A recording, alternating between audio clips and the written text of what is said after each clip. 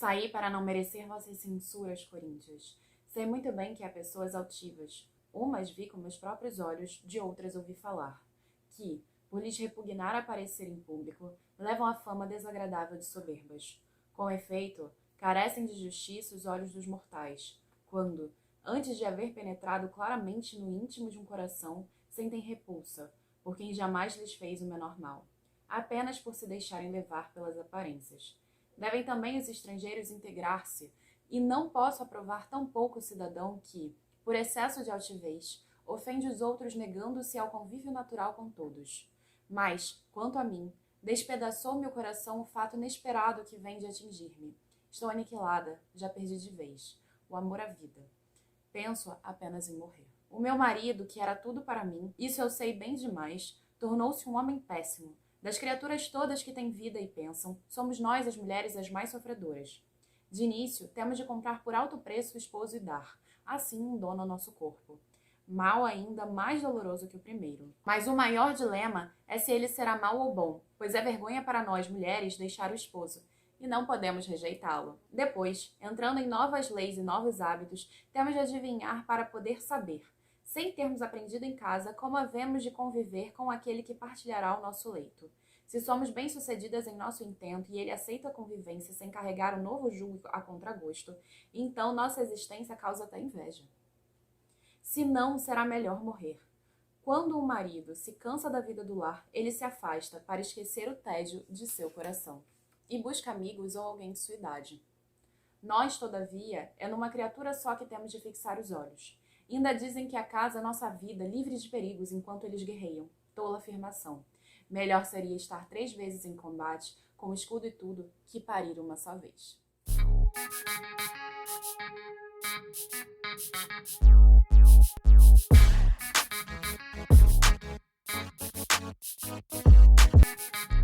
Olá, adoradores do povo, sejam bem-vindos a mais um vídeo aqui no Caneta Tinteiro. Meu nome é Camille Pezino e hoje a gente vai falar de uma das peças da antiguidade clássica mais famosas de todos os tempos, do meu teatrólogo favorito, inclusive, que é o Eurípides. E a gente vai falar de Medeia. Então vamos fazer um breve resumo, uma breve análise e falar um pouquinho dessa edição, mas também eu vou tentar dar uma contextualização histórica para facilitar a vida de vocês. Então, vem conferir. Fazendo resumo de Medeia. Aqui a gente tem a protagonista, que é a Medeia, como a gente já conhece dentro dos mitos, porque os teatrólogos pegavam muito dos mitos para transformar em peças. Então, aqui a gente vai ter a Medeia, é uma personagem estrangeira dentro da cultura helênica, e basicamente a Medeia é o caminho para os argonautas, ou melhor, para o Jasão, o seu futuro marido, para chegar ao Velocino de Ouro. E para ele conseguir pegar o Velocino de Ouro, a Medeia é obrigada não só a trair o irmão, como também o pai. E ela acaba indo para a civilização, considerando que os gregos eram bem xenofóbicos, grega, e lá vai se tornar esposa de Jasão. Só que o Jasão, por se casar com a Medeia, ele não tem muitos benefícios. E aí uma princesa resolve que tá afim do Jasão. Então ela vai tomá-lo como esposo. E, bom, a Medeia é estrangeira, então não pode fazer nada. E aí a gente começa a peça com a Medeia irritadíssima porque o Jasão tá afim de casar com outra mulher depois de tirá-la de casa. Homem, né? Fazendo a análise de Medeia. Antes de eu começar a falar de Medeia em si, eu quero falar do Eurípides. O Eurípides, ele é considerado um dos grandes teatrólogos da Antiguidade Clássica, junto com Sófocles e o Ésquilo. O Eurípides é o último dos três e ele é o único que vai pro viés se preocupando tanto com o estrangeiro quanto a mulher. E aí a gente vai ver todas as peças do Eurípides que restaram falando sobre essa temática, como, por exemplo, as Troianas, Écuba, etc., que são peças sensacionais. Então, o Eurípides, inclusive, era zoado pelo Aristófanes, comediógrafo, e tem até uma peça desse comediógrafo falando que as mulheres se revoltaram com Eurípides porque, basicamente, Eurípides está falando das mazelas delas. Assim, tem gente maluca pra tudo. O que acaba acontecendo é que o Eurípides, ele foi o que menos recebeu prêmios, mas também foi um dos que mais perduraram dentro da nossa literatura e dentro da antiguidade clássica. Provavelmente uma pessoa abençoada salvou as peças do Eurípides e falou, não, esse cara aqui é genial. E manteve para nossa geração. Então o Eurípides, ele vai trazer peças marcantes, incríveis e sensacionais, por mais que tenha ganhado menos prêmios do que os demais. Além disso, o teatro era muito importante na antiguidade clássica, até porque era obrigatória a ida ao teatro. Ele surge meio que num período ditatorial de Atenas, então o que acaba acontecendo é que o teatro em si, ele vai trazer uma reforma a esse sistema e era nesse círculo que as pessoas tinham não só entretenimento, mas também elas tinham essa obrigatoriedade de presença. Então é muito interessante ver como o teatro era importante naquele período histórico e como o teatro vai influenciar também dentro da literatura não só antiga como a de hoje. Até porque a gente tem grandes teatrólogos depois, como Shakespeare, que vão pegar muito dessas peças antigas e retrazer num contexto inglês. Mas, para além disso, a gente também vai ter uma coisa muito interessante que eu acho necessário comentar, que essa peça ela foi criada depois de um período do Péricles. E aí a gente tem uma coisa que é uma vigência bem importante dentro dessa contextualização histórica, é que nessa época, para ter a legitimação de ateniense, ou seja, você ser considerado um cidadão ateniense, você era obrigado a ser filho de uma ateniense. E Medeia era uma estrangeira. Para além disso, também eu preciso comentar que a gente tem o termo em grego chamado barbaros. Sabe o bárbaro? Aquele cara meio que viking que você conhece, você fica wow? Então, esse termo surge porque vem da palavra bárbaros, que significa aquele que balbucia, porque não sabe falar grego. Então, assim, os gregos são realmente muito xenofóbicos dentro desse período. Então, o que acaba acontecendo é que a gente tem uma protagonista que, para além de mulher, ela também é estrangeira. E isso faz com que o Eurípides traga uma peça sem igual. Também é importante destacar que nessa peça, graças ao final, a gente tem um termo que é o Deus Ex Machina. Já falei várias vezes desse termo aqui pra vocês, mas ele surge nessa peça justamente por conta do final. E o final aqui, por mais que ele pareça aleatório, porque a gente sabe que Deus Ex Machina é basicamente alguém resolvendo o problema de maneira miraculosa, é o que acontece de fato aqui, mas aqui tem uma motivação sensacional. Outra coisa que é muito importante destacar é o que a gente chama de tragédia matrimonial. Inclusive é um autor que eu gosto muito, que é o Jäger, que ele vai cunhar esse termo, porque basicamente o que a gente está tendo aqui é uma construção na antiguidade clássica a respeito de como eram as relações matrimoniais. Para além disso, a gente vai ter essa oposição entre feminino e masculino e de como a mulher sofre dentro do casamento.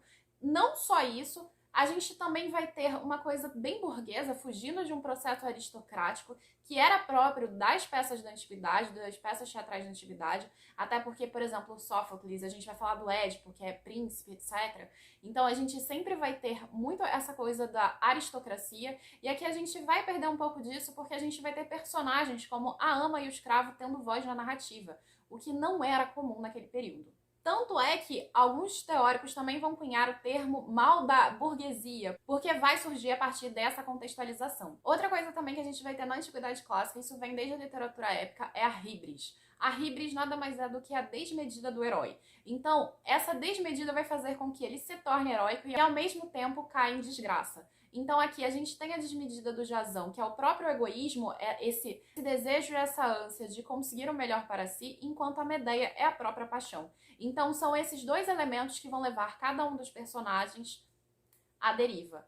E vão torná-los não só heróicos e marcantes dentro da literatura clássica, como também vão fazer com que eles, basicamente, vai dar ruim pra eles por causa disso, entendeu? Não menos importante, a gente vai ter uma coisa bem interessante aqui, é que o Jasão ele vai utilizar o argumento do sofista. O sofista na antiguidade clássica era aquela pessoa que discursava muito bem, mas que não necessariamente dizia a verdade. E o Jasão vai fazer isso durante toda a peça. Então a gente vai ter aqui dentro do Eurípides uma crítica ao sofismo, a essa ideia de discursar bem, mas não dizer a verdade.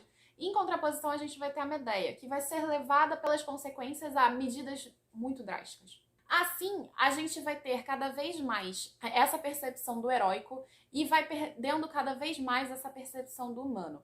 O que é interessante destacar é que, da mesma forma que acontece na Ilíada, em que você tem o Aquiles primeiro como muito humano até se tornar o herói, e o Heitor muito heróico até se tornar humano, a gente tem a mesma coisa aqui em Medeia. A Medeia ela começa muito humana, com as suas mazelas, com as suas dores, enquanto o Jasão ele começa muito heróico e afastado na narrativa. E aí a gente vai ter essa inversão de valores até o final da peça. E é interessante também por isso que vai surgir o Deus Ex Machina aqui no final. Outra coisa que é muito interessante destacar é a presença do Creonte e também a do Egeu. São personagens mitológicos, são personagens que aparecem em outras peças, são personagens que são muito famosos e eles vão fazer o contraponto entre duas diferentes localidades e duas diferentes apreensões dessas regiões dentro da Grécia. Porque naquela época, a Grécia ela não era uma unidade política, ela eram cidades-estado que tinham relações entre si, tanto linguísticas quanto culturais. Por fim, dentro dessa análise, eu quero destacar o que é destacado nesse pequeno trecho que eu fiz para vocês, que é a questão e a condição da mulher. A mulher naquela época, ela vivia, e ainda até hoje, muitas mulheres, elas vivem uma condição muito precária, mostrando que a mulher ela era submetida ao matrimônio e não necessariamente ela estava afim do marido dela. Na verdade, ela era simplesmente levada ao matrimônio. E a gente tem aqui a história da Medeia não só no contexto do Eurípides, mas no contexto do mito. Uma mulher que não queria ser subjugada pelo matrimônio, pelo casamento, e quis escolher o próprio marido. Deu ruim. Mas, pelo menos, ela teve essa tentativa dessa liberdade de escolha. E a Medeia ela era considerada, e é considerada, né, dentro dessa peça, uma bruxa. E ela é considerada assim porque ela tem conhecimento de ervas e venenos. E é interessante que isso vai respaldar e vai recair até no período da caça às bruxas. Um período, inclusive, bem famoso. Então é interessante que desde a antiguidade a gente tem essa percepção da mulher que tem conhecimento como perigosa. E é muito interessante como Medeia ela vai se manter no panteão da literatura. E é um livro que eu acho que é obrigatório justamente por isso. Porque vai não só ir para além da condição da mulher, mas mostrar uma mulher que, graças à sociedade, vai ter que ter medidas drásticas. E ela vai ser considerada vilanesca por muitas pessoas que não leram a peça. E mesmo as que leram a peça vão achar absurdo o que ela faz no final. Mas eu ainda acho que faz sentido, faz bastante sentido. E faz tanto sentido que as pessoas no período clássico, elas entendiam o motivo da atitude da Medeia. E hoje a gente pode achar absurdo, mas na época fazia bastante sentido, porque uma coisa que é muito importante dentro da antiguidade clássica é a hereditariedade. Inclusive, existe um cara chamado Solon, que é um dos 7 sábios, um dos 7 grandes sábios da antiguidade clássica, que diz o que é a felicidade. E para ele a felicidade também é hereditariedade. Então, Medeia faz o que faz com um motivo muito explícito dentro desse contexto histórico. E a gente que tá fora desse contexto pode não entender perfeitamente bem o que ela estava fazendo. Mas que a peça é sensacional e que Medeia é incrível, sem sombra de dúvida. Agora eu quero falar um pouquinho dessa edição aqui. Essa edição foi cedida em parceria pela Companhia das Letras, pelo selo Zahar. Eu acho que eu não comentei isso no início, mas vocês têm essa capa aqui bem estilo Zahar mesmo, que é linda. A tradução é do Mário da Gamakuri, é um dos tradutores mais conhecidos fora do meio acadêmico, então faz bastante sentido. Muitos dos textos dele estão disponíveis na internet. É uma edição de bolso, como vocês podem verificar aqui, e o texto de apoio é da Adriane Duarte, então é um texto relativamente que vai trazer bastante conhecimento para vocês. Claro que não vai aprofundar tanto, mas o suficiente para vocês entenderem a contextualização da peça. Enfim, gente, é isso. Eu espero que vocês tenham gostado do vídeo de hoje. Não deixem de se inscrever no canal, ativar o sininho e também curtir esse vídeo. Se vocês puderem comentar dizendo o que vocês acharam, vai ser maravilhoso. Vocês podem comprar esse exemplar ou qualquer outra coisa na Amazon pelo link que tá aqui embaixo na descrição desse vídeo. E vocês vão ajudar o canal a crescer sem pagar mais nada por isso. Muito obrigada e até a próxima. Tchau, tchau!